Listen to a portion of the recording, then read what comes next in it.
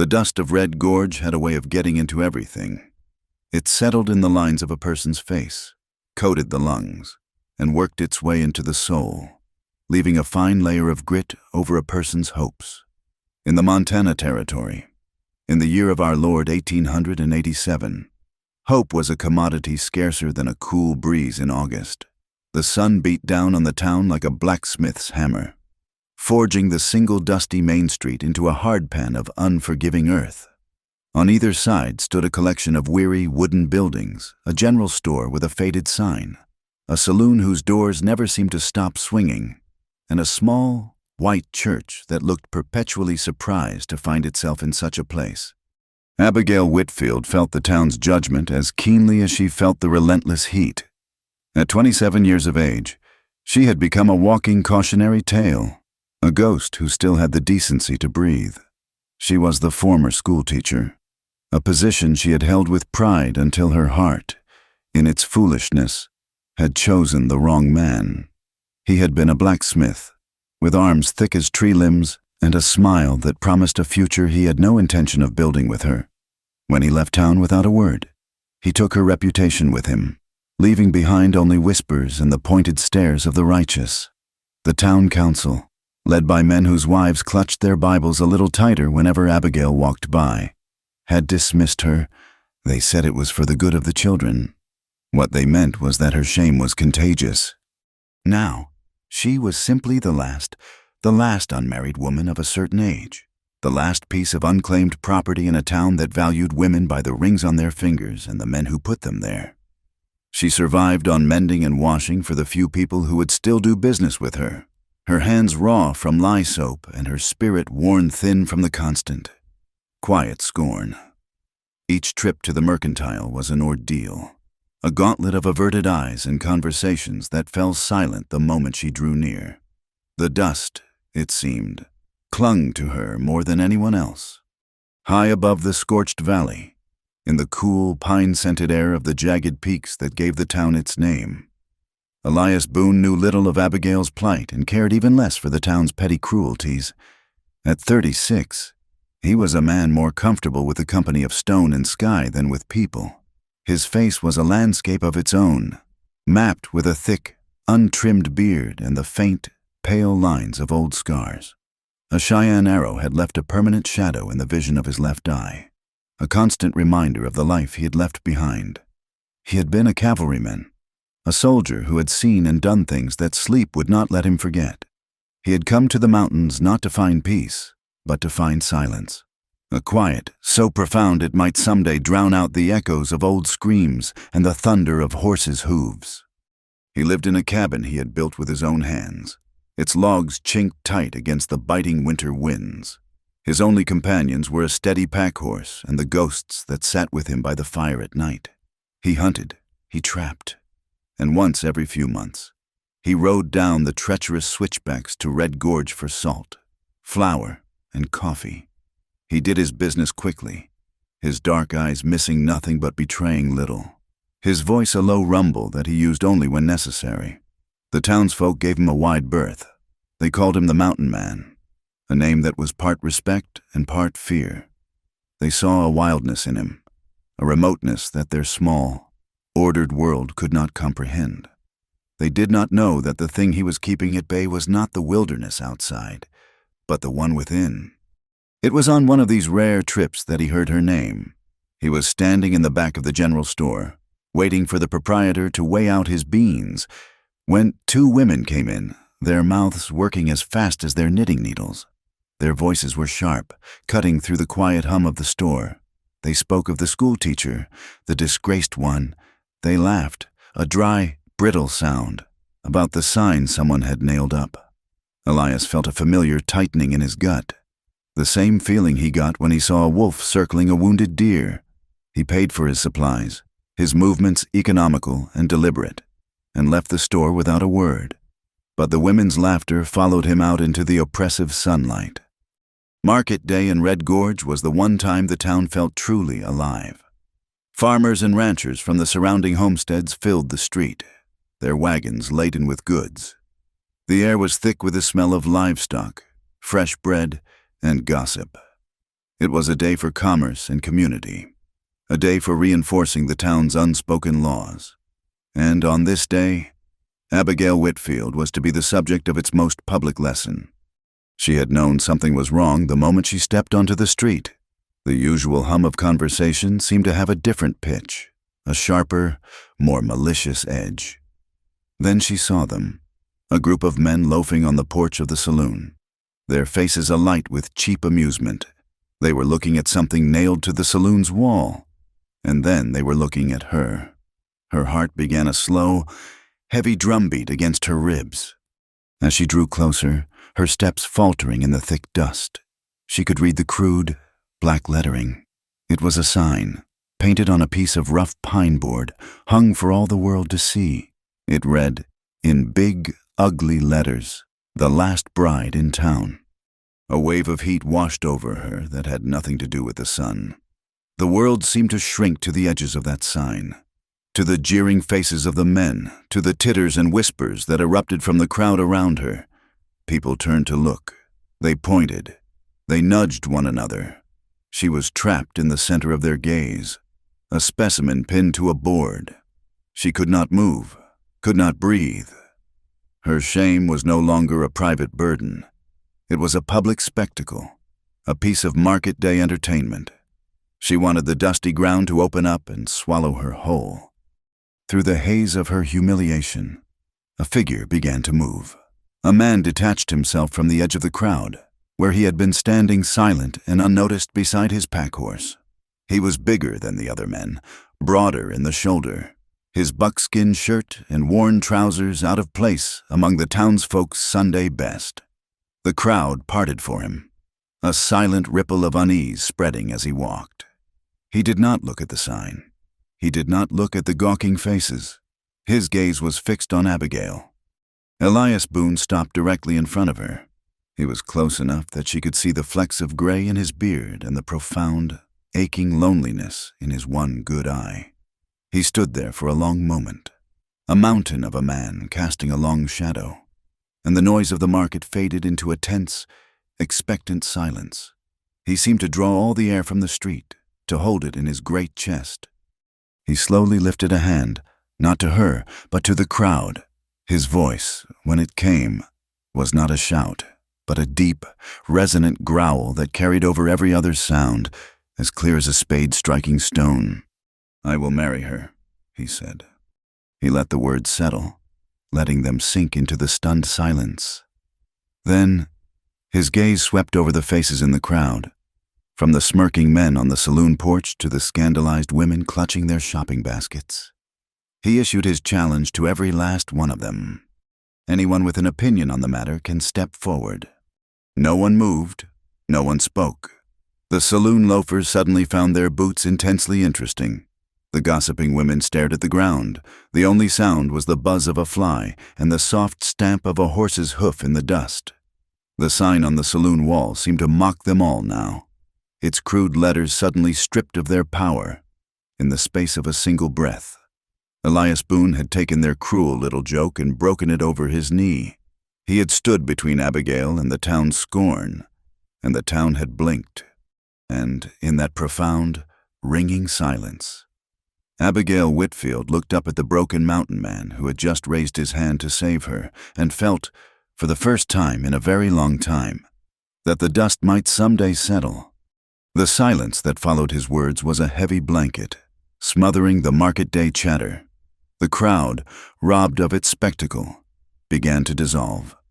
People turned away, suddenly busy with their errands, their eyes refusing to meet Abigail's or those of the mountain man who stood before her like a granite boulder.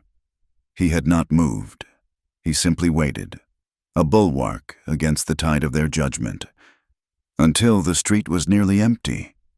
All that remained was the oppressive heat, the swirling dust, and the crude sign still hanging on the saloon wall, a monument to a humiliation that had been interrupted but not erased. Abigail finally found her voice, a dry whisper that scraped her throat. "Why did you do that?" He looked down at her, his expression unreadable beneath the thicket of his beard. His one good eye seemed to look straight through her, seeing the frayed edges of her soul. He did not answer her question directly. Instead, he said, "You cannot stay here. Get what you own. I will wait." His voice was not unkind, but it was absolute. It was the voice of a man accustomed to giving commands and seeing them followed.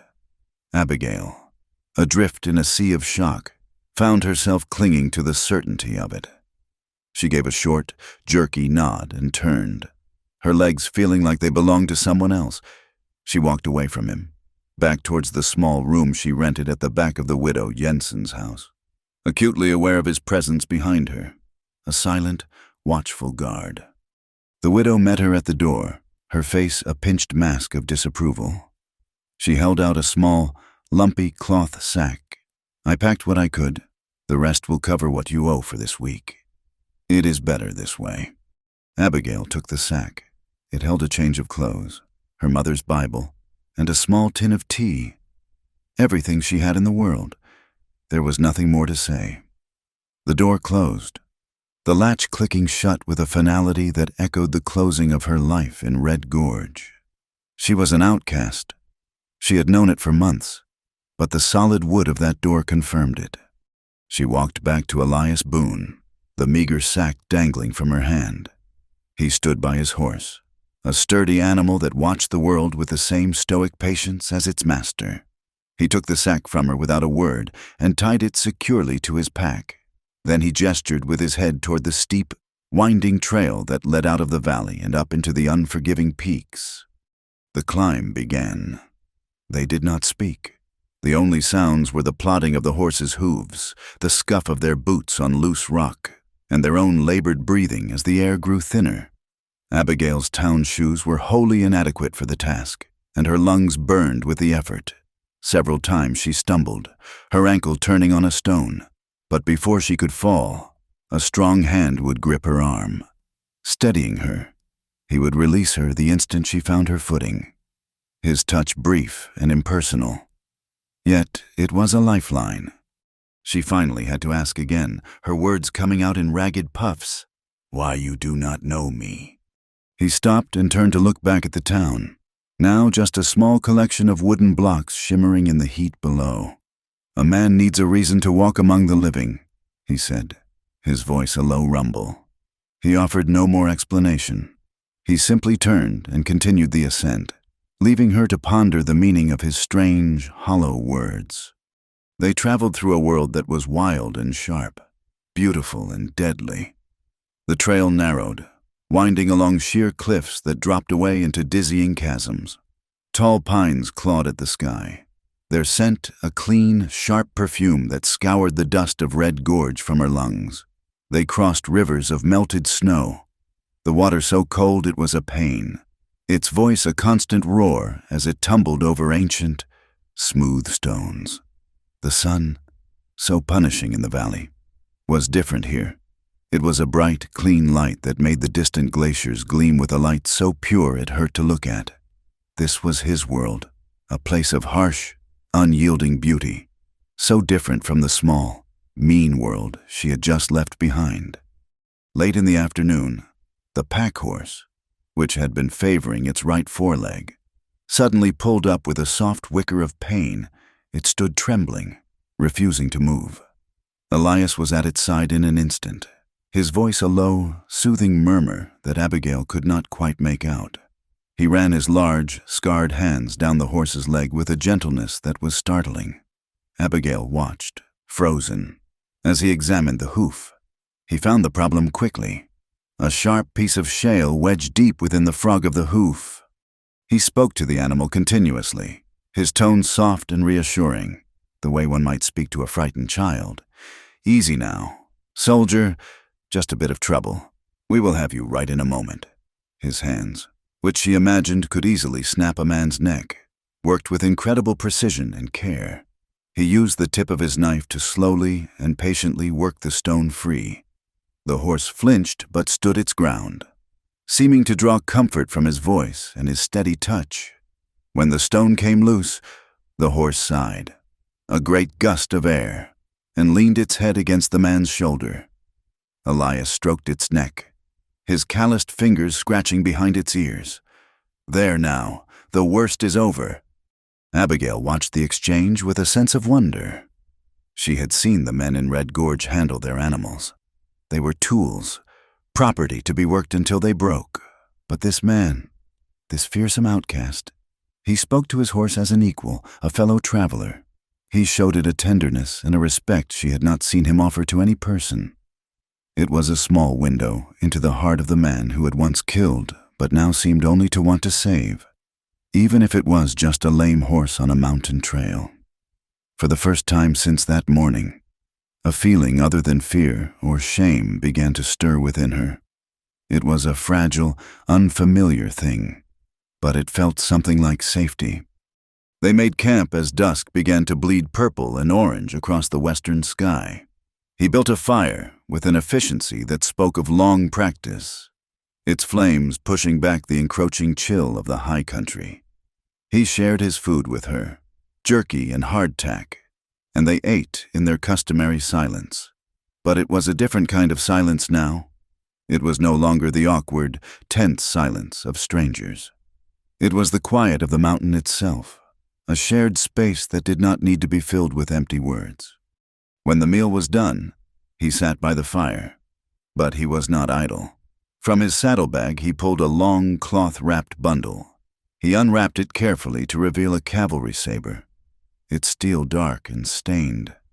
The blade was broken, shattered a third of the way down from the hilt, its edge jagged and ruined. It was a wounded thing, a relic from that other life he had lived. He produced a small whetstone and began to work on the broken edge. Abigail sat across the fire from him, wrapped in a thick wool blanket he had given her. She watched the firelight play over his focused, solemn face. The rhythmic rasp of the stone against the steel was the only sound in the vast wilderness. Shh, shh, shh. It was a patient, methodical sound.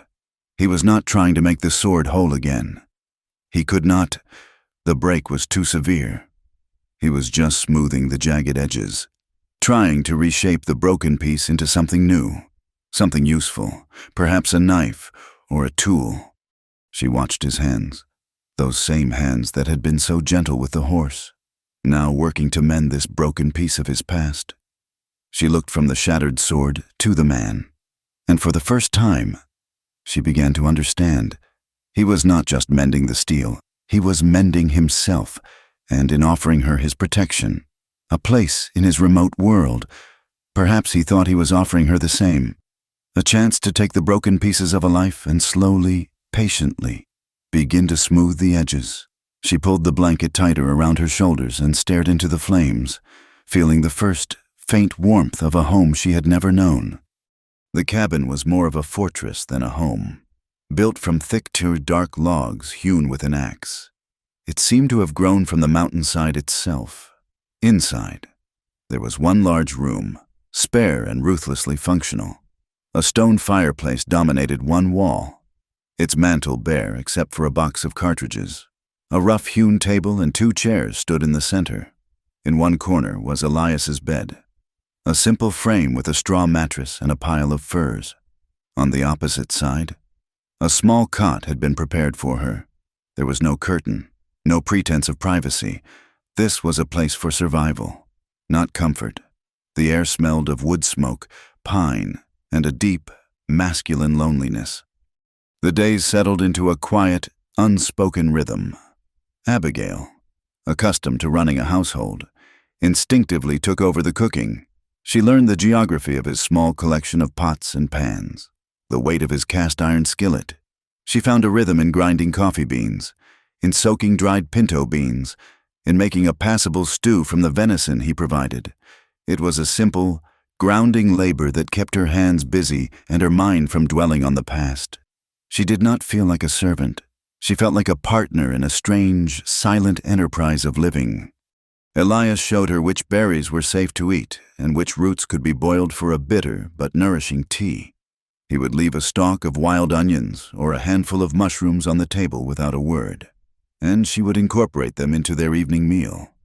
They spoke little, but a language was forming between them, a language of shared tasks and mutual reliance. One morning, he came back from his trap lines, not with furs, but with 3 small children in tow. They were thin and ragged, with dark hair and eyes that held the wary, watchful look of hunted things. They were children of 2 worlds, belonging to neither. Their mixed blood, a brand that had cast them out from both the settlers in the valley and the tribes in the high plains. "They need to learn their letters," Elias said, his voice low so as not to startle them. "No one else will teach them."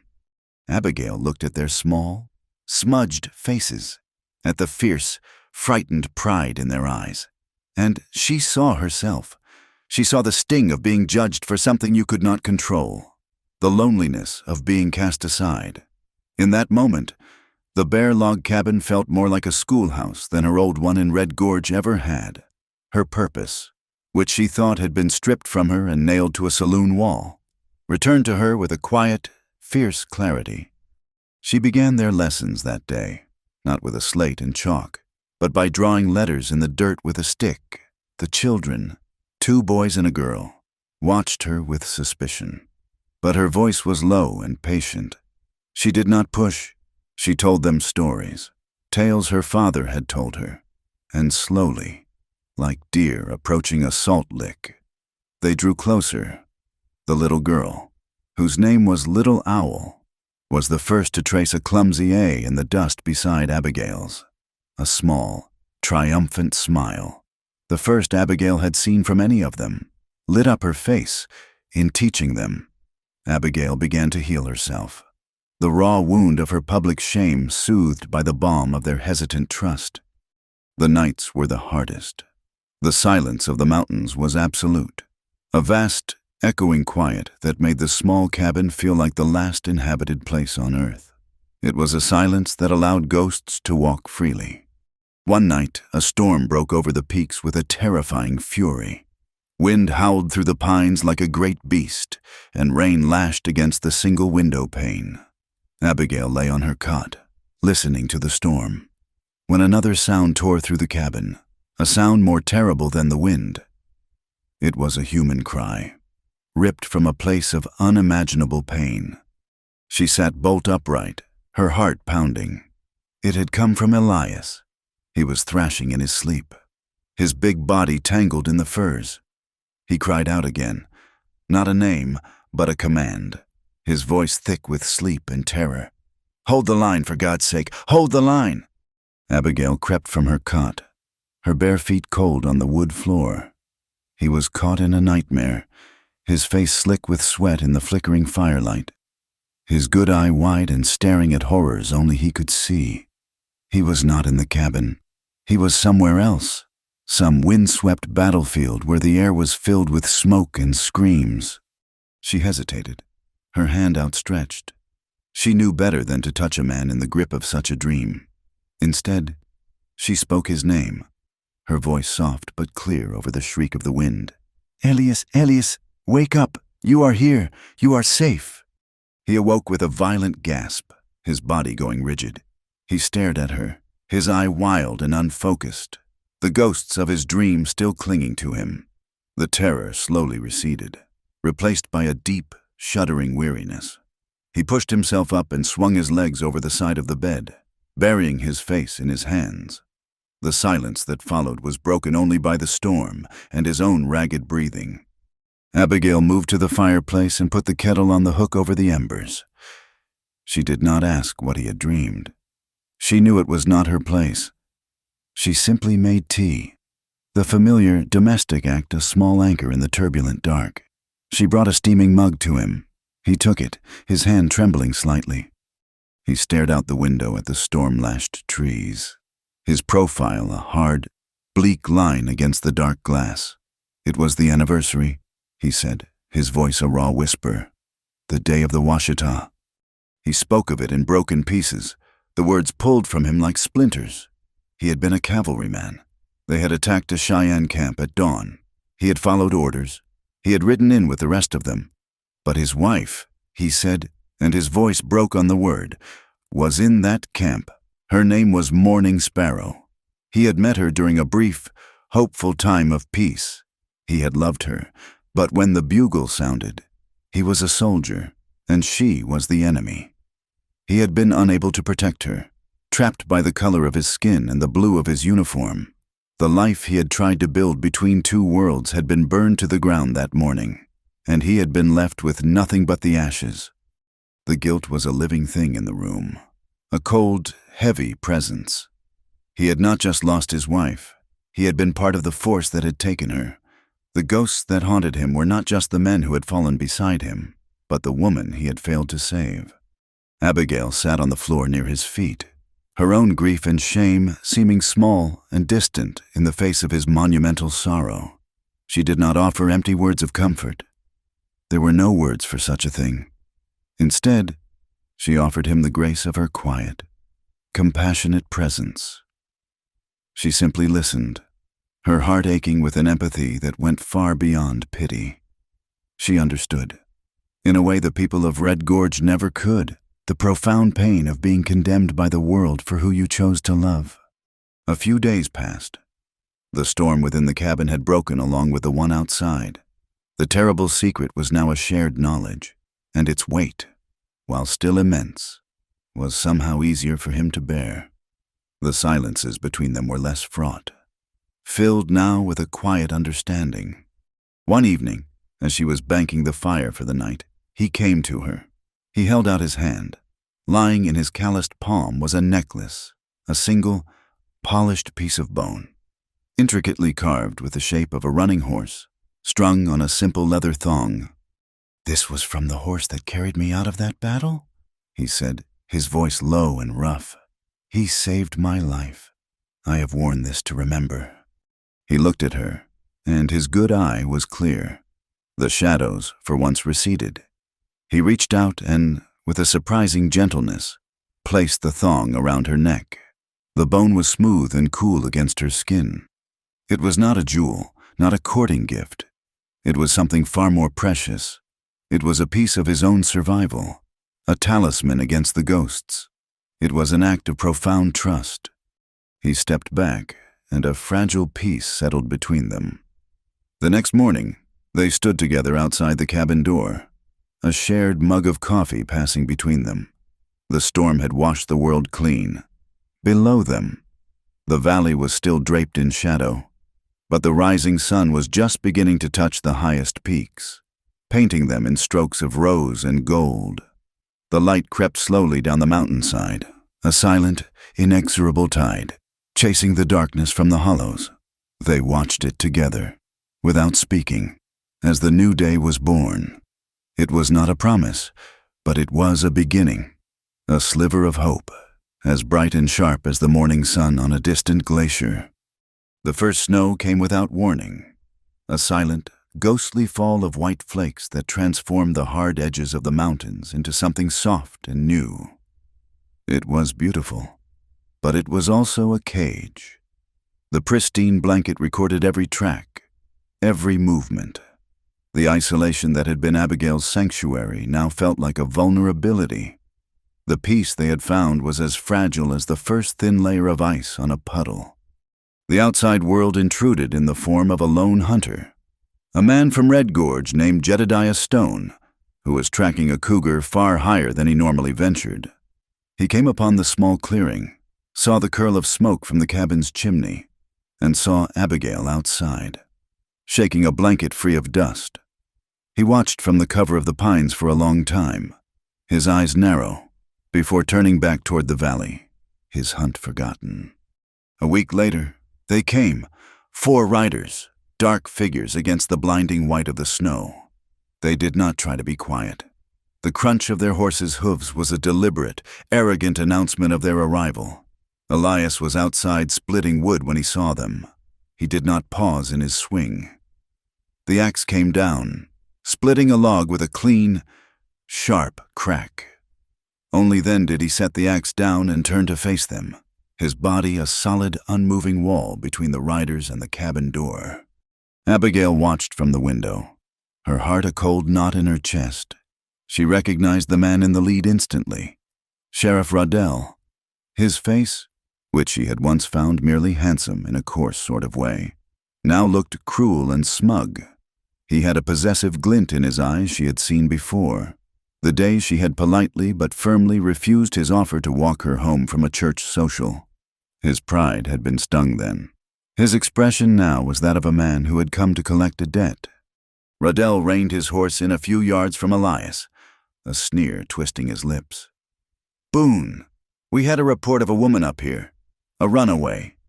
"He is no runaway," Elias said, his voice flat and devoid of emotion.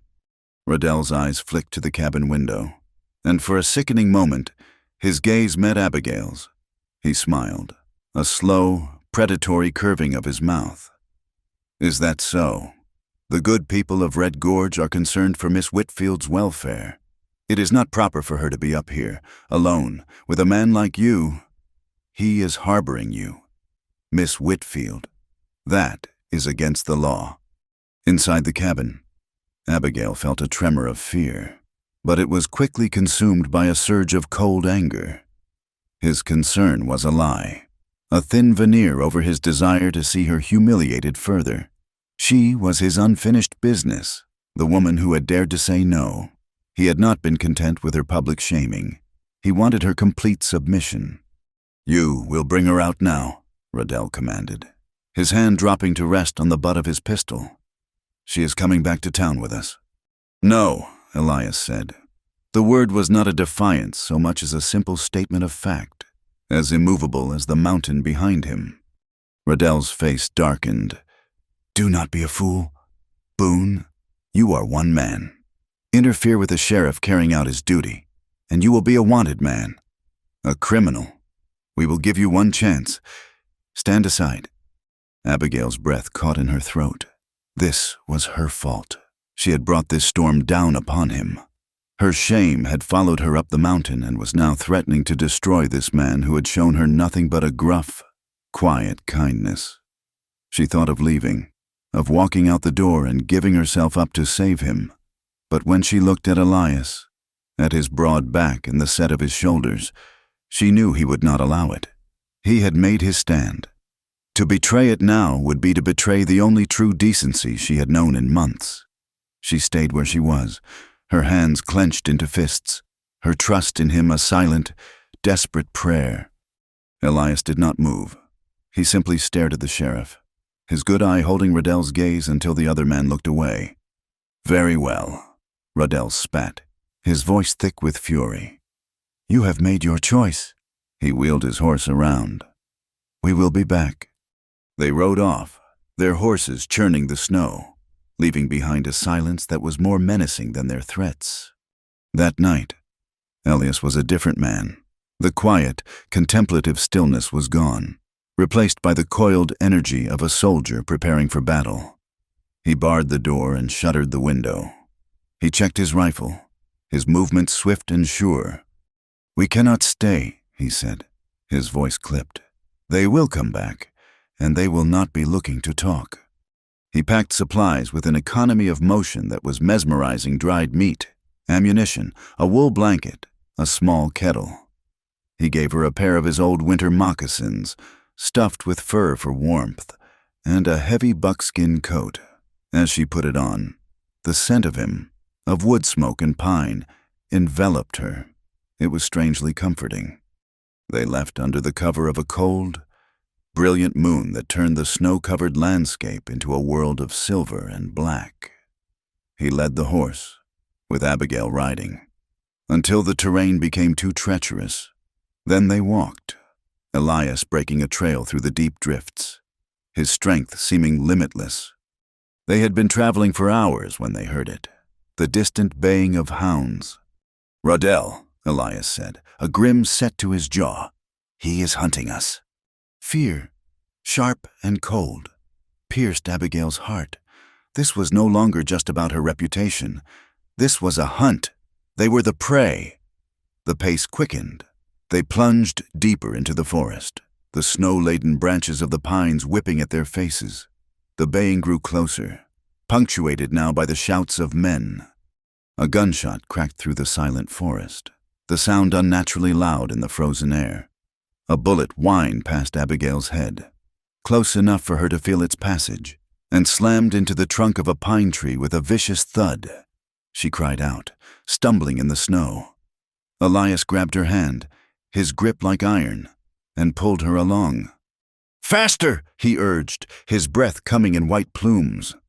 They ran, a desperate, lung-searing flight through the moonlit woods.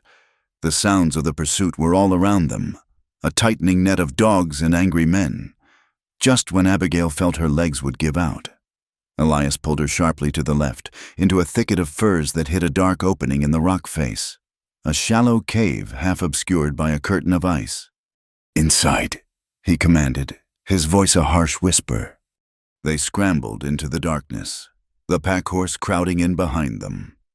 Elias pulled a heavy pine bough over the entrance, plunging them into a near-total blackness that smelled of damp earth and stone. They stood, listening, their chests heaving. The sounds of the hunt swept past their hiding place and faded into the distance. For a moment, there was only the sound of their own ragged breathing and the frantic beating of their hearts. In the faint moonlight that filtered through the bough, she saw a dark stain spreading across the sleeve of his coat, high on his left arm. "You are hurt," she whispered, her voice trembling. "It is nothing, a graze. Let me see." He did not argue. He sat down heavily on the cold stone floor and allowed her to push back the heavy sleeve. The bullet had torn through the buckskin and a shallow but bloody furrow along the muscle of his arm. Without a second thought, she ripped a long strip from the hem of her petticoat. She took the small canteen from his belt and poured a little of the icy water onto the cloth, her hands shaking only slightly. She knelt before him and began to clean the wound. Her touch was hesitant at first, then grew more confident. He sat perfectly still under her hands, his breathing the only sign that he felt the sting of the cold water. The small cave was silent, intimate. This was the first time she had touched him with such purpose, her fingers brushing against his skin, her entire focus on the simple, necessary task of tending to his injury. It was a closeness born not of affection, but of shared danger and a desperate, unspoken trust. When the wound was clean, she bound it tightly with another strip of cloth, her knots firm and sure. Her hands lingered for a moment on his arm. He looked at her then, his face shadowed and unreadable in the gloom. His voice, when he spoke, was quiet, raw, and stripped of all its usual defenses. "They called you the last bride," he said softly. "When I saw you standing there, in the middle of that street, all I could think was that I was the last man, the last one left from my troop, the last one to remember her." He paused, his good eyes seeming to look into a place deep inside himself. "Maybe I just wanted to save us both from that kind of loneliness." His words hung in the cold, still air of the cave, a confession more intimate than any touch. The loneliness he spoke of was a thing Abigail understood. It was the same hollow ache she felt walking through the streets of Red Gorge, a solitude made worse by being surrounded by people, in this dark, frozen sanctuary, with a wounded man she barely knew. She felt less alone than she had in years. They huddled in the darkness for what felt like an eternity. The silence, a fragile truce. The baying of the hounds had faded, but the sense of being hunted remained, a cold pressure against the back of her neck. It was the smell that came first, a faint, unfamiliar acridness that cut through the clean scent of pine and cold stone. Elias lifted his head, his nostrils flaring. He moved to the entrance of the cave, cautiously pushing aside the heavy bough. A hellish, orange light flickered against the snow outside, casting dancing, demonic shadows. The air that drifted in was no longer cold and pure. It was hot, thick, and choked with the smell of burning pitch. "Fire," he said, and the single word was filled with a terrible certainty. "It is Rodell. He means to burn us out." A new kind of fear, primal and suffocating, seized Abigail. She had faced the scorn of a town, the threat of a man's pride, and the cold barrel of a gun. But this was different. This was an enemy you could not reason with, could not hide from, an elemental rage that would consume everything in its path. "We have to go," he said, his voice urgent as he pulled the bough back into place. Not away. Back. Back. Abigail's voice was a shocked whisper. Toward the cabin. The children, he said simply, as if it were the only consideration in the world. They will be trapped. The thought of little Owl and the two boys, their small, wary faces turned toward the advancing flames, extinguished Abigail's own fear in a rush of protective terror. She nodded, her mind suddenly sharp and clear. There was no choice to be made. Leaving the relative safety of the cave was like stepping into a furnace. The heat was a physical blow, and the air was a thick, searing soup of smoke and ash that tore at their lungs. The moon was gone, blotted out by a rolling, black canopy of smoke, lit from below by a terrible, pulsing glow. The world had become a nightmare landscape of roaring sound and blistering heat. Embers, carried on the hot wind, drifted through the trees like malevolent fireflies, igniting new patches of dry undergrowth wherever they landed. Elias led the way, his big body a shield. He seemed to know the forest by instinct, finding paths that were not there, moving with a desperate, focused energy. The wound in his arm must have been agony, but he gave no sign of it. They fought their way through the burning woods, the screams of ancient pines as they succumbed to the flames echoing the screams in Abigail's own soul. The cabin, when they reached it, was an island in a sea of fire. The flames had reached the edge of the clearing but had not yet leaped across. Smoke poured from the chimney, but it was from the hearth inside, not the fire outside. Elias did not shout. He gave a low, piercing whistle, a signal he must have arranged with the children. A moment later, the small, heavy door to the root cellar at the side of the cabin was pushed open, and three small, terrified faces appeared. Relief, so powerful it almost buckled Abigail's knees, washed over her. "There is no time," Elias said, his voice rough with smoke. "We go to the river. Stay close. Hold hands." He herded his small, terrified flock away from the cabin and toward the sound of rushing water. The children were brave, their fear showing only in the tightness of their grips as they clung to Abigail's hands.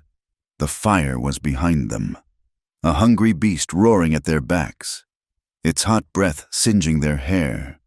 The river was their only hope, a dark, churning line of black water and white foam, a fire break carved by nature.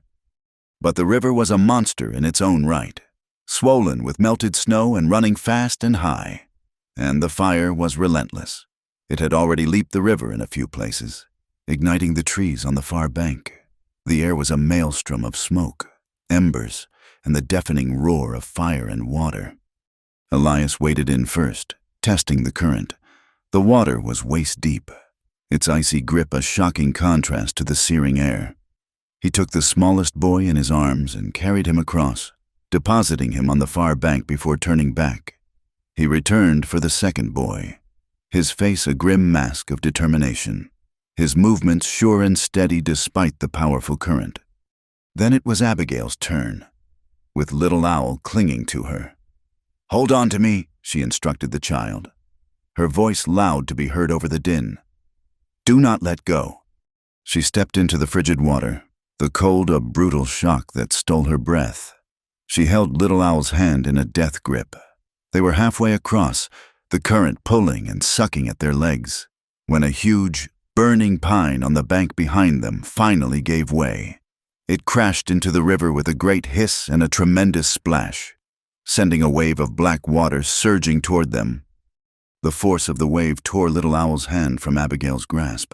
The child cried out, a thin, terrified wail, as the current swept her away. Without a thought, Elias lunged after her.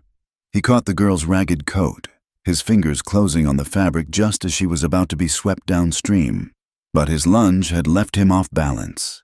At that same moment, a heavy, half-submerged log, dislodged by the falling tree, careened down the current and slammed into his side with the force of a battering ram. A strangled cry of pure agony was torn from his lips. He stumbled, his face contorting in pain, but his grip on the child did not loosen. He thrust her toward Abigail, his voice a raw command. Take her. Abigail grabbed the girl, pulling her into the relative safety of the shallows. When she turned back, Elias was gone, swallowed by the black, churning water. For a heart-stopping second, she saw nothing. Then his head broke the surface. 20 feet downstream, he was trying to swim, but his left arm, the one he had been shot in, was useless, and the blow to his ribs had clearly crippled him. He was being swept away. She acted on pure instinct. She pushed Little Al toward the bank and plunged back into the river, fighting her way downstream, her eyes locked on his struggling form. She reached him just as his head went under again. She grabbed a handful of his buckskin shirt and pulled with all her might. He was a dead weight, but desperation gave her strength. She dragged him, inch by agonizing inch, toward the shore, the current fighting her every step of the way. She finally felt mud and stone beneath her feet and collapsed on the bank, pulling him half out of the water, her body screaming with exhaustion. He was alive, but barely. His face was a ghastly white in the firelight, and a thin trickle of blood ran from the corner of his mouth. He was unconscious. The children huddled around her, their faces streaked with tears and soot. The fire was still raging, a wall of incandescent rage that lit up the sky. The safe thing to do, the sensible thing, was to take the children and run, to get as far away from this inferno as possible. Leaving him was the only logical choice. She looked down at his face. She saw the man who had stood up for her in a dusty street, the man who had taught her which roots were safe to eat, the man who had cried out in his sleep for a wife he could not save. She touched the carved bone necklace at her throat. Leaving him would not be survival. It would be a different kind of death. She would not run. She grabbed him under the arms and began to drag him, her heels digging into the soft earth, her muscles straining. He was impossibly heavy, a dead weight of man and soaked leather. She pulled him away from the river, away from the worst of the heat, toward a small outcropping of rock that offered a meager shelter. The children followed, silent and wide-eyed, their small hands helping to push when they could. She got him into the small space behind the rocks and collapsed beside him, her lungs on fire. She was trapped. The fire was in front of them, and a sheer rock face was behind them. There was nowhere left to run. An ancient, fire-weakened fir tree that towered over their small shelter groaned, its trunk glowing like a monstrous ember. It was only a matter of time before it fell. This is it, she thought, a strange, calm certainty settling over her. She felt no fear, only a profound, aching sadness. She lay down beside Elias, curling her body around his, shielding his face from the falling ash with her own body. She rested her head on his chest, listening to the faint, shallow beat of his heart. The groan of the dying tree became a loud, splintering crack. The end was coming. She closed her eyes. Suddenly, the body beneath her moved. Elias's eyes shot open, not with consciousness, but with a raw, animal instinct for survival. He saw the great, flaming tree beginning its slow, inexorable fall toward them, with a roar that was more beast than man. He moved. He grabbed her, his strength returning in one last, impossible surge, and rolled, pulling her beneath him, deeper into the crevice of the rocks. They came to a stop as the giant fir crashed down where they had been a second before, sending a shower of sparks and flaming debris over their shelter. The world was a chaotic explosion of light and sound and heat. And then, silence, or something close to it. The roar of the fire was now a duller, more distant thing. They were in a small pocket of survival, a tiny cave of scorched rock surrounded by a world of ash and ruin. He was on top of her, his heavy body shielding hers, his face buried in her hair. She could feel the shuddering breaths he took, the trembling that racked his powerful frame. He lifted his head, and his one good eye, wild and bright in the hellish glow, found hers. They stared at each other for a long moment, their face inches apart, smeared with soot and grime. The world had been burned down around them, and in the wreckage, they were all that was left. All the barriers, all the silences, All the ghosts had been burned away with the forest. There was nothing left but this raw, desperate, miraculous life. He lowered his head and his mouth found hers. It was not a gentle kiss. It was fierce and deep and desperate. It tasted of smoke and ash and the bitter tang of fear. It was a kiss that was not about romance, but about survival. It was a raw, silent cry in the darkness, an affirmation that even in the midst of hell, they were still alive. And in that kiss, born of shame and pain and fire, amidst the ashes of a world destroyed, something new and fragile and breathtakingly beautiful began to grow. The dawn that broke over the ravaged mountainside was pale and tentative, as if afraid of what it might reveal. A gray, ghostly light filtered through a sky thick with smoke, illuminating a world scrubbed of color. What had been a vibrant green and brown landscape was now a uniform canvas of black and gray, the skeletons of trees, their branches like charred bones, clawed at the sky. A thick blanket of ash covered everything, muffling all sound, creating a profound, unnatural silence. They had survived. Huddled in the small crevice behind the rocks, they had waited out the fire's dying rage. Elias had lapsed back into a hazy state of semi-consciousness, his body racked with pain from what were certainly broken ribs. In addition to the festering wound in his arm, Abigail had done what she could, tearing more strips from her ruined petticoat to bind his chest, offering him sips of water from the canteen. The children, their faces small and old in the gray light, were silent, their trauma a heavy cloak they wore without complaint. Abigail looked at the devastation around them.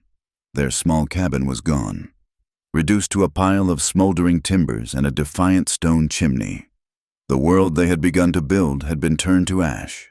There was nothing left for them here but ghosts and scorched earth. Despair, cold and sharp, tried to find a purchase in her heart, but it could not. The fire had burned away more than just the forest. It had burned away her fear, her shame, her willingness to be a victim. All that was left was a hard, cold resolve. When Elias was lucid enough to speak, his voice a hoarse rasp, his words echoed her own thoughts. "This does not end here. We are going back." Abigail looked at him, at his battered body and the fierce, unyielding light in his one good eye. She knew he was not talking about seeking revenge. This was about something more. It was about justice. It was about standing in the light and refusing to be driven into the darkness any longer. She nodded. "Yes, we are." The journey back to Red Gorge was a slow, painful procession. Elias, leaning heavily on a staff he had fashioned from a scorched branch, could only move at a crawl. The children walked beside Abigail, their small hands clutching hers. They were a strange, ragged company, specters walking out of a burned world, their faces and clothes smeared with soot, their eyes holding the terrible knowledge of what they had seen. As they descended from the high country, the first person they saw was a circuit rider, a traveling preacher whose mouth fell open at the sight of them. He stared as if he had seen a procession of ghosts, then spurred his horse on toward the town. Abigail knew then that word of their survival would precede them. When they finally reached the outskirts of Red Gorge, the town was already waiting. People gathered in small, silent groups on their porches and in front of the mercantile. Curtains twitched in windows. The whispers followed them like the dry rustle of autumn leaves. Abigail felt the familiar heat of their judgment, but this time, it did not touch her.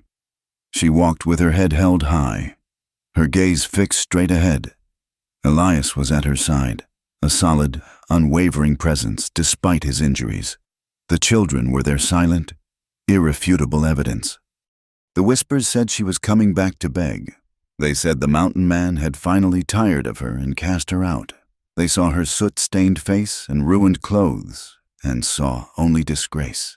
The final, pathetic chapter of the town's fallen woman. They did not see the fire in her eyes. They did not see the steel in her spine. It was Sunday. The bell in the small white church began to ring, calling the righteous to worship. Elias stopped. He looked at the church, then at Abigail. "That is where it ends," he said. He did not need to explain. The church was the heart of the town's conscience, the place where its moral judgments were forged and blessed. To face them, there was to face the soul of Red Gorge itself. They walked up the dusty street toward the sound of the tolling bell. As they passed the saloon, Abigail saw the charred remains of the sign that had been nailed to its wall, the sign that had started it all. Most of it had been burned away in a small fire, likely from a stray ember, but a few letters remained, a blackened, mocking epitaph, L.A. B.R.D.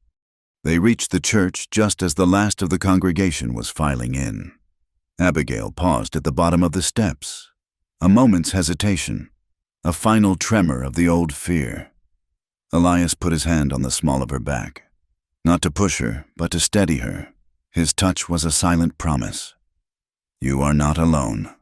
They walked through the open doors and down the central aisle. The singing stopped. A hymn died in 100 throats. The preacher, his hands raised in benediction, froze, his words forgotten. Every head turned. A collective gasp, a ripple of shock and disbelief, went through the pews. They were not supposed to be here. They were supposed to be a cautionary tale, a piece of gossip, a memory. They were not supposed to be real and solid, and walking into God's own house covered in the soot of a living hell. Abigail saw Sheriff Roddell. He was sitting in the front pew, his uniform crisp, his face pious and self-satisfied. When he saw them, his face went slack with shock, then hardened into a mask of pure fury. Elias led them to the front of the church, to the open space before the altar. He stood there, his ragged family beside him, and faced the silent, staring congregation. He was a terrible and magnificent sight. His face was gaunt, his arm was in a makeshift sling, and every breath seemed to be an effort. But he stood as tall and unyielding as a mountain peak, and his voice, when he spoke, filled the silent church. It was not loud, but it carried the weight of absolute authority. "Most of you know me," he began, his gaze sweeping over the stunned faces. "You call me the Mountain Man. You see me as something wild, something outside your laws." He paused, letting his words sink in. "But I have lived by a code you know nothing about, a code of honor." His eyes found Sheriff Roddell. "And your lawman," he said, his voice dropping to a low, dangerous growl, "has no honor. He came to my home. He threatened this woman. He threatened me for offering her shelter when you offered her nothing but scorn. When I refused to bow to his petty tyranny, he and his men hunted us through the night like animals, and when that failed, he set the mountain on fire to kill us." A low murmur of shock and denial rippled through the congregation. Roddell leapt to his feet. "That is a lie! He is a madman, a criminal!" Elias ignored him, his attention still on the people in the pews. "You saw me stand for this woman on your market day? You thought I was saving her from shame. You were wrong. Last night, as your sheriff's fire raged around us, we were forced to cross the river to save these children. A falling tree knocked me into the current. I would have drowned. My life was over. But she, this woman you scorned, came into that water and pulled me from what would have been my grave." He took a slow, painful breath and stood a little straighter. His voice rang with a clear, irrefutable truth that silenced every other sound. "I am the man who saved her life, and she is the woman who saved mine." He looked directly at the crowd, at the women who had whispered and the men who had jeered, and he delivered his final, unassailable judgment upon them. "So if any of you still have the need to call her the last bride in town, you had better find the decency to call me the last man worth her." The silence that followed was absolute.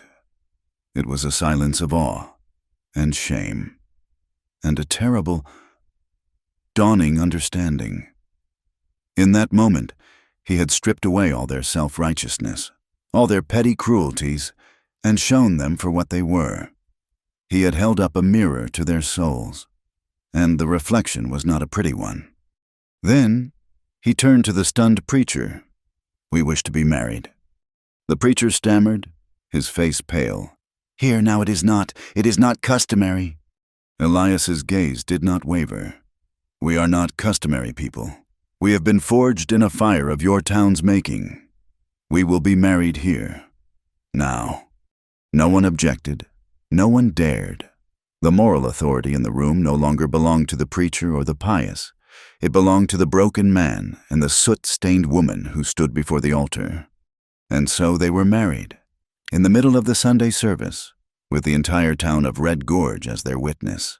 Their vows were not whispered promises of a gentle future. They were simple, solemn oaths, spoken in clear, steady voices. They were promises made not of lace and flowers, but of ash and iron. When the preacher, his voice trembling, pronounced them man and wife, Elias turned to Abigail. He did not kiss her. He simply took her hand, his large, calloused fingers closing around hers, and in that simple, solid touch, she felt the foundation of a new life being laid. After the service, no one left. They stood in silent, awkward groups, their judgment replaced by a grudging, fearful respect. Sheriff Roddell tried to slip out a side door, but 3 of the town councilmen, their faces grim, blocked his path. There were no shouts, no violence, just a few low, angry words. By the time Elias and Abigail walked out of the church and into the pale afternoon light, Roddell was gone, stripped of his badge and his pride, his reign of petty cruelty over. Elias, Abigail, and the 3 children walked down the church steps. They did not look back. They walked through the silent, parted crowd, down the dusty main street, and toward the trail that led back up into the mountains. They had come for justice, and they had found it. Now they were going home, not to the ashes of a ruined cabin, but to the spot where they would build a new one. They were no longer outcasts. They were a family, forged in fire, and bound by a love that had risen from the depths of shame to claim its own fierce and undeniable honor. They did not return to the mountain as defeated survivors, but as founders of a new and stubborn nation of 5. The land that greeted them was a silent testament to the fury they had endured. It was a world of charcoal and ash, the air still thick with the ghost of smoke. But as they stood in the ruins of the clearing, looking at the solitary stone chimney that stood like a tombstone for their former life, Abigail saw not an end, but a beginning. She saw a blank slate. Elias, though moving with the stiff, painful care of a man held together by sheer will, began to work the very next day. His ribs were bound tightly, and his left arm was mostly useless. But his right arm was strong, and his mind was a sharp, practical tool. He surveyed the forest, not the burned sections, but the stands of healthy pine that the fire had, by some miracle, spared. He began to fell trees, the rhythmic thud of his axe the first heartbeat in the silent, gray world. Abigail knew she could not match his strength, but she refused to be idle. She took the 2 older boys and began the monumental task of clearing the debris. They worked with a grim, silent determination, hauling away charred logs, raking back the thick layer of ash to reveal the good, dark earth beneath. Little Owl, too small for the heavy work, was put in charge of finding and stacking any stones that could be used for the new foundation. They were a team, a small, efficient engine of renewal. Slowly, painstakingly, a new home began to rise from the ashes. It was a different structure from the first, where the old cabin had been small and dark, a fortress against the world. This one was larger, with more room than 2 people needed. Elias, without being asked, framed out a second, smaller room at the back. "For the children," he said, his voice leaving no room for argument. Abigail insisted on more windows, a larger one facing east to catch the morning sun, and a smaller one to the west. "Let us have light," she had said, and he had simply nodded and cut the frames. Word of what had happened in the church, and of the sheriff's quiet, unceremonious departure from town had traveled faster than a prairie fire. One afternoon, a wagon appeared at the bottom of the trail, driven by the proprietor of the general store. He was a stern, quiet man who had never shown Abigail either kindness or cruelty. He and his son unloaded a crate of nails, a sack of flour, a barrel of salted pork, and 4 thick wool blankets. "A collection," he said gruffly, not meeting her eyes. "For the children." It was not charity.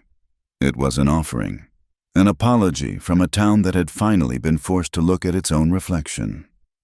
Abigail accepted it with a quiet, "Thank you," knowing that the gesture was as much for their own salvation as it was for hers. The cabin was finished as the first chill of late autumn began to creep into the air. It was a solid, handsome structure, its logs chinked tight with a mixture of moss and mud that the children had helped gather. Inside, it was still spare, but it was a home. The children's room had 2 sturdy bunks Elias had built, and their meager possessions were stored neatly in a wooden chest. The main room felt vast and warm, the new fireplace drawing beautifully. This was not a place of survival. It was a place for living. They became, in the quiet solitude of their mountain, a family. It was a strange and unlikely constellation of souls, a family that no one in the world below would have chosen, but one that each of them desperately needed. They were a collection of loose stones that, when put together, somehow made an arch, strong and self-supporting. The children, who had been as silent and wary as wild animals, began to thaw in the steady, quiet warmth of this new life. They began to laugh, the sound of startling and beautiful music in the quiet cabin. They still had their shadows, their nightmares, but now there was a hand to hold in the dark, a soft voice to soothe them. Elias began to change as well. The hard, bleak lines around his eyes softened. He was still a man of few words, but he began to speak to the children, telling them the names of the birds, showing them how to read the story of the forest in the tracks left in the mud. He would watch Abigail as she read to them by the fire, a look of quiet wonder on his face, as if she were performing some kind of gentle, powerful magic he could not comprehend. He, in turn, decided that Abigail needed to learn the ways of his world. One afternoon, he took down a smaller, lighter rifle from the pegs above the door. "It is time," he said. Her first instinct was to refuse. The feel of the cold, heavy weapon in her hands was alien, a symbol of the violence that had nearly destroyed them. But she saw the seriousness in his eyes. This was not a game. It was a necessary lesson. Survival in this place was a partnership, and she had to be able to carry her own weight. He was a patient teacher. He showed her how to hold it, how to brace it against her shoulder, how to breathe before she squeezed the trigger. Her first shot was a wild miss, the recoil jarring her more than she expected, the loud crack of the rifle making her flinch. He simply nodded. Again, he said. She practiced for days, shooting at a series of tin cans he had set on a fallen log. Slowly, her fear of the weapon was replaced by a grudging respect for it as a tool. The day she hit the smallest can dead center from 50 paces, a small, fierce smile touched her lips. She had not just learned to shoot. She had learned that she was capable of defending her home, of providing for her family. She had found a strength in herself she had never known she possessed. He also taught her to ride, not as a passenger, but as a horsewoman. He put her on his steady pack horse and led her through the mountain trails until she found her balance, her rhythm.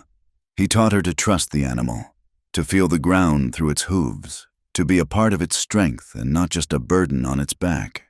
Riding became a kind of freedom, a way to move through the vast, beautiful wilderness that was now her home. In return, she brought her world to him. In the evenings, when the chores were done and the children were asleep in their room, she would light a candle and open the one book she had brought with her, her father's worn copy of Walt Whitman's poems.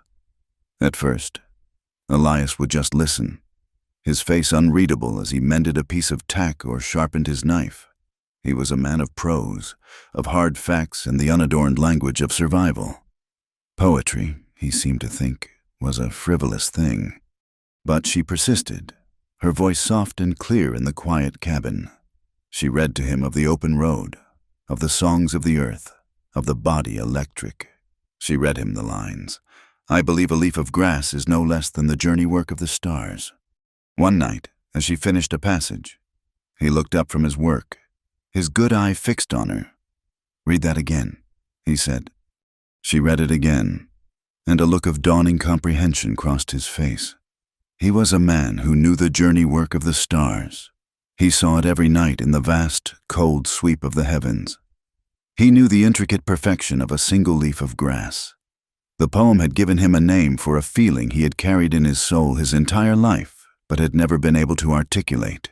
It was a key, unlocking a door to a room inside himself he had not known was there.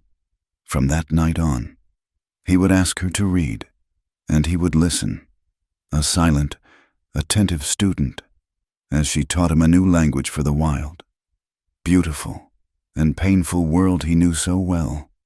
Their life was not easy. The mountain was an unforgiving landlord, winter was a constant threat, and the work was endless. There were days of doubt, and nights when the ghosts of both their pasts would walk the rooms of the new cabin. But there was also a deep, abiding contentment. There was the joy of watching the children thrive, of seeing them learn and grow. Their laughter a constant reminder of the life they had reclaimed. There was the quiet satisfaction of a pantry stocked for winter, of a warm fire on a cold night, of a shared look across the table that needed no words. Happiness in the West is never permanent, but it is also never false. The happiness they found was a hard-won, precious thing, as real and solid as the log walls of the home they had built with their own hands. It was a quiet, steady flame in the heart of the wilderness. The deep winter settled over the mountains like a final, unarguable judgment. The world was reduced to two colors, the stark white of the snow and the deep, bruised purple of the shadows. The wind, a constant, keening presence, scoured the peaks and piled the snow into immense, silent drifts. Inside the cabin, however, a small, stubborn pocket of warmth and life held its own against the vast, frozen emptiness. The fire in the hearth was the heart of their home, its steady pulse a defiance of the cold. They had enough food to last, but the salt pork was running low, and fresh meat was a necessity, not a luxury. Elias had been watching the movements of a small herd of elk for weeks, waiting for the right moment. The time had come. He was leaving for 3 days, maybe 4. It was the longest he would have been away from them since they had rebuilt. He stood at the door, wrapped in his heaviest furs, his long rifle in his hand. "You know what to do," he said to Abigail. It was not a question. It was a statement of faith. He had taught her everything he could about survival in this place, and he trusted her to keep their home safe. She nodded, her hand resting on the smooth stock of the smaller rifle that now hung on the pegs by the door. It was her rifle now, a part of her as much as the needle and thread she used to mend the children's clothes. "I know. Hunt well. Come home safe." He looked at her, and then at the children who stood clustered around her skirts, their faces solemn. A flicker of something soft and vulnerable crossed his face, a look she had never seen before. It was the anxiety of a husband and a father, a man with something precious to lose. He reached out, not to touch her, but to gently brush a stray piece of kindling from Little Owl's hair. Then he turned and walked out into the blinding white, his broad back a familiar, reassuring shape, until the swirling snow swallowed him completely. The first 2 days passed in a quiet, domestic rhythm. Abigail ran the cabin with a calm efficiency. The lessons continued. The children's progress a source of constant, quiet joy. They read stories by the fire, their small world warm and secure, filled with the smell of baking bread and wood smoke. The vast, dangerous wilderness outside seemed a world away. On the afternoon of the 3rd day, the attack came. It was not a calculated assault, but a crime of opportunity. 3 men, their faces gaunt and their eyes holding the dull. desperate gleam of starvation and greed, stumbled upon the clearing. They were drifters, remnants of a failed prospecting venture. Pushed to the edge by the brutal winter, they saw the cabin, the curl of smoke, and the absence of a man's tracks, and they saw an easy prize. Abigail was outside, gathering a basket of snow to melt for water, when she saw them emerge from the tree line. They moved with the shambling gait of exhausted predators. Her first instinct was a bolt of pure, cold terror. Her heart hammered against her ribs, and the old, familiar feeling of being a helpless victim threatened to paralyze her. Then she heard Little Owl laugh inside the cabin, a bright, carefree sound. The fear did not vanish, but it was instantly consumed by something far more powerful, a fierce, primal wave of protective rage. These were her children. This was her home. She was no longer the last bride in town, waiting for her fate to be decided by others. She was the mistress of this small, defiant kingdom, and she would not let it fall. She dropped the basket and moved with a speed she did not know she possessed. She ran inside, slammed the heavy wooden door, and dropped the thick iron bar into its brackets.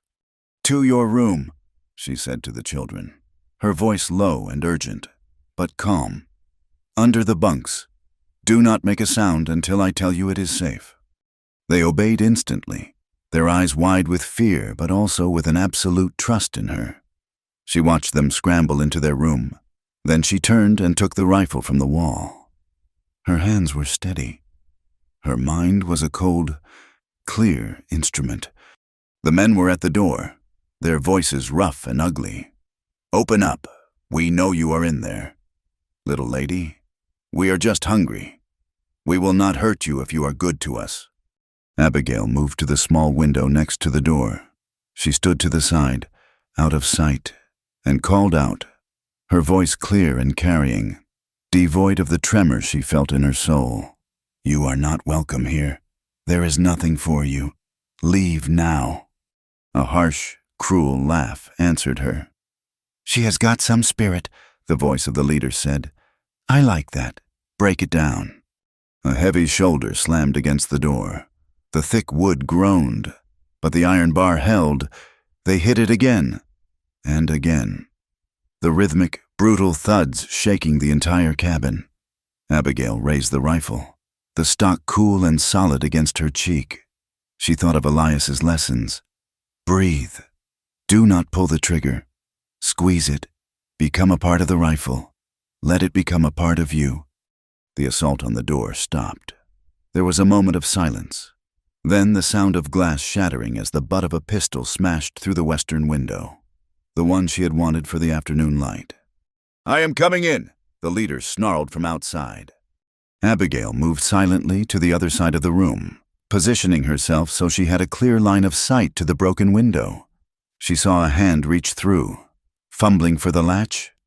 "This is your last warning," she said, her voice as cold as the winter wind. The man outside just laughed. He pulled his head and shoulders through the broken frame. His face was a mask of cruel triumph. For a moment, his eyes met hers across the room, and in them, she saw a complete and utter dismissal of her as a person. She was just an object, a thing to be used and discarded. She did not hate him. She did not feel anything at all. She was simply a force, a response to a threat. She squeezed the trigger. The explosion of the rifle was deafening in the enclosed space. The man in the window jerked backward with a choked cry and disappeared from view. Outside, there was a moment of stunned silence, then a panicked shout. One of the other men cursed, his voice filled with fear. Then there was the sound of running, of two men scrambling and falling over each other in a desperate flight back into the wilderness. And then silence. A silence more profound and complete than any she had ever known. The only sound was the high-pitched ringing in her own ears and the frantic, relieved beating of her own heart. She did not move for a long time. She stood, the rifle still pressed to her shoulder, its barrel smoking slightly, until the trembling started, a deep, bone-shaking shudder that racked her entire body. She lowered the rifle and leaned against the wall. her legs suddenly weak. She had done it. She had faced the wolf at the door, and she had not flinched. Elias saw the smoke from 5 miles away. He was cresting the last ridge before the valley that held their home. The carcass of a young buck tied across his horse's back. It was not the gentle, friendly plume of a hearth fire. It was a thicker, darker smudge against the pale gray sky. A sign of trouble that sent a spear of ice through his heart. The fire. The thought was a raw, physical blow. It was happening again. Rodel, the hunt, the river. Abigail's face, pale and still in the firelight. He had failed again. He had left them alone, and the world had come to burn them. He dropped the reins of the pack horse, leaving the precious meat where it was. He dug his heels into his own mount, a wild, guttural cry tearing from his throat, and plunged down the mountainside. His only thought to get back, to see, to know. He rode with a reckless desperation, his mind a maelstrom of terror and guilt. He burst into the clearing like a man possessed, his rifle in his hand, his face a mask of primal fear. He saw the body first, a dark, still shape, half buried in the snow near the side of the cabin. He saw the shattered window, a black, gaping wound in the side of the home he had built. He expected to find only ashes. He expected to find a grave. He threw himself from his horse and kicked open the door, his heart prepared for the worst horror imaginable. And there she was. She was sitting in a chair by the cold hearth, the rifle laid across her lap. The children were huddled around her, their arms wrapped around her waist, their faces buried in her skirts. She was pale, and she was trembling, but she was whole. She was alive. She looked up as he entered, and in her eyes, he saw not fear, but a profound and weary strength. He stopped, his momentum, his terror, his entire world screeching to a halt. He took in the scene, the barred door, the shattered window, the rifle in her lap, the body outside. And he understood. The smoke he had seen had not been the smoke of destruction. It had been the smoke of defiance, the smoke of a rifle that had defended its own. He slowly lowered his own weapon. He walked across the room, his legs unsteady, and knelt before her. He did not speak. He simply looked at her, at this woman he had once thought he was saving. He saw her not as the shamed schoolteacher from Red Gorge, not as the frightened woman he had led up the mountain, but as she was now a warrior, a protector, a queen in her own small, fierce kingdom. He reached out and gently took the rifle from her lap, setting it on the floor beside them. Then he took her hands, which were as cold as ice. In his own, he bowed his head, a gesture of complete and utter reverence. His voice, when he finally spoke, was thick with an emotion she had never heard from him before, a mixture of awe and relief, and a love so profound it was humbled by its own existence. "You do not need saving anymore, Abigail," he said, his voice a raw whisper. "You are the strongest person I have ever known." And, in that moment, kneeling on the floor of the home she had saved, he was no longer the rescuer, and she was no longer the rescued. They were simply two people, two equals, who had found in each other not a savior, but a partner strong enough to face the wilderness, both outside and within, together. The winter that followed was a different kind of quiet. It was not the tense, watchful silence of a world holding its breath, but the deep, peaceful hush of a world at rest. The snow fell, not in a furious blizzard, but in a slow, steady, and relentless descent of white flakes that muted all sound and erased all hard edges. It buried the memory of the fire under an unbroken blanket of white. It insulated their small cabin from the rest of the world, creating a sanctuary, a pocket of warmth and life in the vast, sleeping wilderness. Elias dealt with the body of the fallen man with a grim, solemn efficiency. There was no triumph in it, no satisfaction. It was a sad, necessary chore, the final, ugly punctuation mark on a chapter of violence they were desperate to close. He wrapped the body in a canvas tarp and carried it on a sled to a deep, remote ravine, a place the wolves would find it, allowing the harsh, unsentimental justice of the mountain to have its final say. When he returned, he scrubbed his hands with soap and hot water until they were raw, as if trying to wash away not just the physical grime, but the spiritual stain of the encounter. The incident was never spoken of again. It lived in the silence between them, a shared and terrible knowledge that had forged them into something new. The dynamic in the cabin had shifted. The last vestiges of the rescuer and the rescued had been burned away in the flash of Abigail's rifle. They were equals, partners in the truest sense of the word.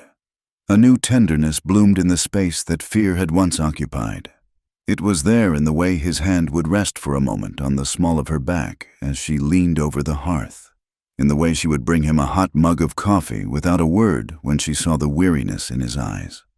Their conversations were still sparse, but their silences were now rich and full, freighted with a deep, unspoken understanding. As the snow piled higher and the days grew shorter, Abigail knew another change was coming, a secret she held in the quiet of her own body. A new life was quickening within her, a small, stubborn spark of hope that had been kindled in the ashes of their ordeal. She told Elias one evening as they sat by the fire, the children asleep in their room. The only sound, the soft hiss of the flames and the moan of the wind outside. She did not have to say the words. She simply took his large, calloused hand and placed it on her still flat stomach. He looked at her, his brow furrowed in confusion. And then a slow, dawning comprehension spread across his face, a look of such profound, heart-stopping awe that it made her own breath catch in her throat. He did not speak. He simply knelt before her, as he had done the day of the attack, and rested his cheek against her belly, his eyes closed, as if listening to a miracle. The haunted soldier, the man who had dealt so intimately with death, was being confronted with the undeniable, earth-shattering promise of new life, and in his stillness, Abigail felt the last of the old ghosts, both his and hers, finally begin to recede. The child was born as the winter reached its deepest, coldest heart. There was no one to help, no midwife, no doctor, just the two of them in the warm, candle-lit cabin, with a blizzard raging outside, sealing them in their own private world. Elias, who had seen men torn apart on the battlefield, was terrified. He was clumsy and felt useless, his large hands trembling as he boiled water and tore strips of clean linen. But Abigail was a rock. She was filled with a calm, powerful certainty, her body knowing what to do. She labored through the night and into the dawn, her quiet strength filling the small room. Elias stayed by her side, his hand a constant, solid anchor in hers, his low, rumbling voice a steady presence, murmuring words of encouragement, his fear burned away by his awe of her strength. Just as the gray morning light began to filter through the snow-caked windows, their child came into the world with a thin, reedy cry that cut through the howl of the wind. It was a girl, small and perfect, with a fuzz of dark hair and eyes that, when they opened, seemed to hold all the wisdom of the ancient mountains. Elias took her, his hands, which could fell a tree or field dress an elk, impossibly gentle. He held his daughter and looked at her, his face a study in wonder, the hard lines etched by years of pain and loss seeming to melt away. Tears, a thing Abigail had never thought to see from this man, welled in his good eye and traced a clean path through the grime on his cheek. They named her Hope. It was the only name that felt right. She was not just their daughter. She was a promise, a testament, a declaration that even after the deepest winter, spring would always come. The days that followed were a blur of quiet joy. The presence of the baby softened the entire cabin. Her small, helpless noises and her milky scent, a constant, gentle reminder of the miracle that had taken place. Little Al was enchanted, a fierce and devoted little mother, while the boys were more reserved, circling the small cradle with a kind of shy, protective reverence. One afternoon, when the blizzard had passed and the world outside was a pristine, sunlit expanse of white, Abigail awoke from a nap to find Elias gone. She felt a momentary flicker of anxiety, but it passed quickly. She trusted him. She wrapped the sleeping baby tightly and went to the window. She saw him in the clearing, near the edge of the woods. He was working on something, his back to her, his movements slow and deliberate. She watched for a long time as he worked with his knife on a piece of smooth, gray stone he must have pulled from the riverbed in the autumn. He was not a man of fancy words. She knew. His heart spoke through his hands. This was his poetry. Later that day, after the children were in bed, he took her hand and led her outside into the cold, crisp air. The sky was a deep, velvet blue, alive with a million glittering stars. He led her to a small, new sapling he had planted at the edge of the clearing, a young pine that was a symbol of their new growth. At its base rested the flat river stone she had seen him working on. In the moonlight, she could just make out the crude, deeply carved letters. She knelt in the snow, her fingers tracing the words he had etched into the stone. To the woman they called Last Bride, who became first in my heart. She did not cry. The emotion that filled her was too deep, too vast for tears. It was a feeling of profound, quiet completion. The words on the stone were an epitaph, a final closing of the book on the shamed. Lonely woman she had once been. He had not just given her a new life, he had given her a new story. She looked up at him, his tall, solid form, a silhouette against the stars, and her heart was so full she felt it might break, not from sorrow, but from a love that was as real and as enduring as the mountains themselves. The final scene of that long winter played out a few weeks later.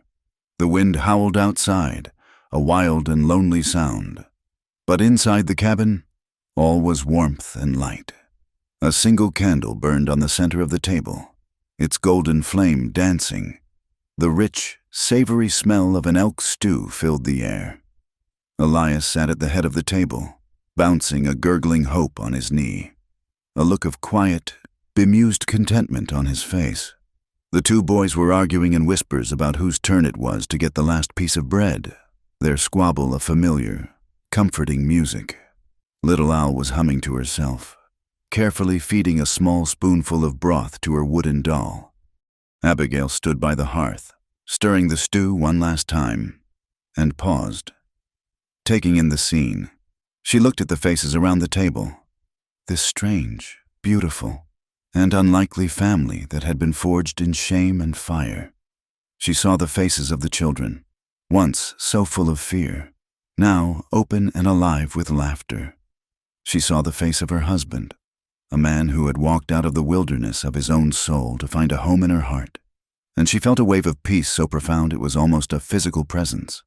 The dust and the whispers of Red Gorge seemed a lifetime away, a story about someone else. The wind rattled the window pane, a reminder of the harsh, unforgiving world outside. But in here, in this small circle of golden light, they were safe, they were home. The snow fell quietly outside, covering the world and all its old scars, in a deep and healing blanket of white.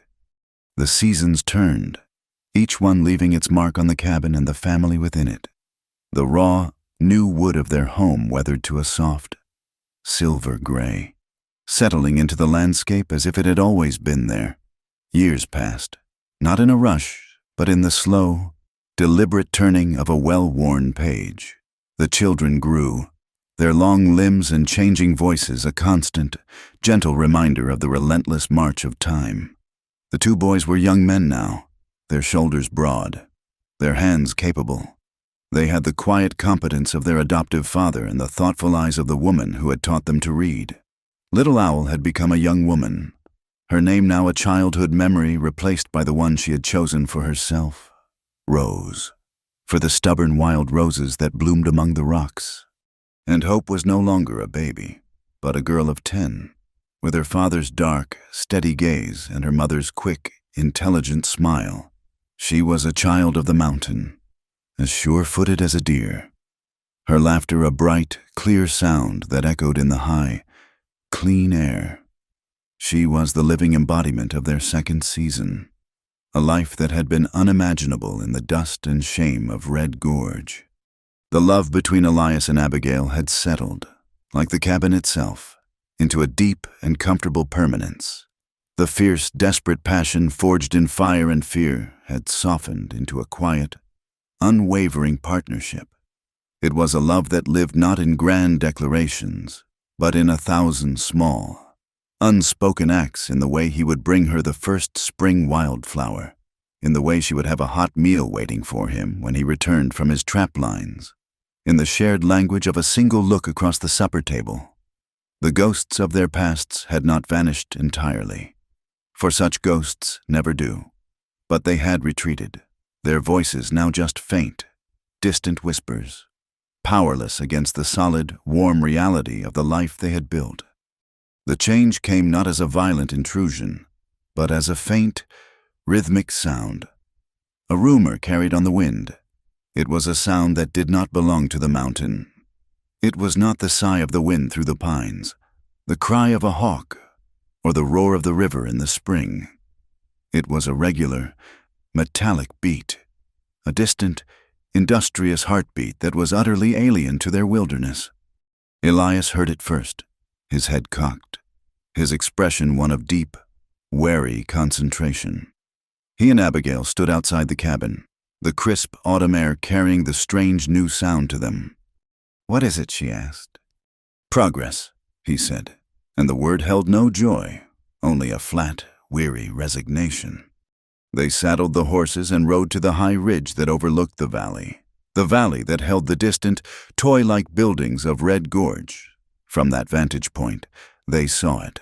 A raw, brown scar had been carved through the heart of the valley floor, a wound in the green and gold tapestry of the grasslands. Along this scar, like stitches in a wound, lay the unmistakable, glinting lines of steel rails, and all along the line, tiny figures of men, like ants, swarmed, their hammers rising and falling in a steady, relentless rhythm. The source of the sound that had invaded their solitude. The railroad was coming. The iron horse, the great, smoke-breathing beast of the modern age, was carving its path through their world, shrinking the vast distances, taming the wilderness they called home. They watched for a long time, the silence between them filled with the weight of what they were seeing. This was the end of an era. The world was changing, rushing toward them on a bed of iron and steam. The isolation that had been their shield was being breached. Abigail looked at her husband. She saw the sadness in his eyes, the melancholy of a man who was watching the world he knew, the only world he had ever truly felt a part of, vanish before his eyes. But she saw no fear. He was no longer a man in hiding. He was a man who had a home, a family, a place to stand. And she, in turn, felt not fear, but a strange and complex mixture of sorrow and a quiet, unshakable peace. The world that was coming was the same world that had once cast her out, that had judged her and found her wanting. But she was no longer that woman. She was not afraid of its judgment, of its whispers, of its laws. Her worth was not determined by a town council or the gossip of righteous women. Her worth was forged in the fire, proven in the defense of her home, and reflected every day in the eyes of her husband and her children. "Let it come," she thought. "Let the world change. We have found our freedom here, not in the empty spaces on a map, but in the space we have made for each other in our hearts. That is a freedom no railroad can ever cross." That evening, after the children were asleep, Abigail sat at the large, scarred table that was the heart of their home, by the soft, golden light of a kerosene lamp. She took out a piece of paper, a pen, and a small bottle of ink, items she had purchased on a rare trip to town, a trip where she had walked the streets not as an outcast, but as Mrs. Boone, a woman who met every gaze with a quiet, unashamed dignity. Hope, who had been allowed to stay up late, sat across from her, her chin resting on her hands. "What are you writing, Mama?" "A letter, my love," Abigail said, dipping the pen in the ink. "Who are you writing to?" Abigail smiled, a soft, wistful expression on her face. "I am not sure," she said. "Perhaps I am writing to you, for you to read when you are older. Or perhaps I am just writing to the wind, to let the story go." She began to write, her hand moving steadily across the page. She wrote of a young, foolish schoolteacher in a dusty, unforgiving town. She wrote of shame and loneliness, and a heart that had been carelessly broken. She wrote of a day in the market, of a crude sign, and of a silent, bearded man who had raised his hand and changed the course of her life. She wrote of a journey into the mountains, of a small, dark cabin, and of the slow, patient blooming of trust in a place where there had been only fear. She wrote of fire and water and the terror of a long night. She wrote of a kiss that tasted of ash and survival. She wrote of a home built by hand, of a family built by grace. She wrote of a rifle and a shattered window, and the fierce, protective love that had given her the strength to pull the trigger. She wrote of a winter, of a new life, of a small stone carved with words that had healed the last of her old wounds. She wrote until the lamp burned low, the story pouring out of her, a final, necessary act of release. She filled the page, her heart full, her mind clear. She looked down at the words, at the testament of her life, and knew how the letter had to end. She dipped the pen one last time and wrote the final, simple, and profound truth that she had learned. They once shamed me as the last bride in town, but love does not care who was last, only who stayed. She sanded the page and folded it carefully, a faint smile on her lips. The story was told. The second season had truly begun. The following spring, as the last of the deep winter snow finally began to recede, she and Elias stood together on the porch of their cabin. The air was soft and alive with the smell of damp earth and new life.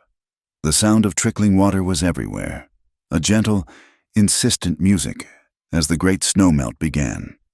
Below them, the valley was a patchwork of emerging green, and on the high distant peaks, the rising sun struck the snowfields, setting them ablaze with a light so pure and brilliant it was almost painful to behold, a light full of the promise of the new day, the new season, the new life that lay ahead.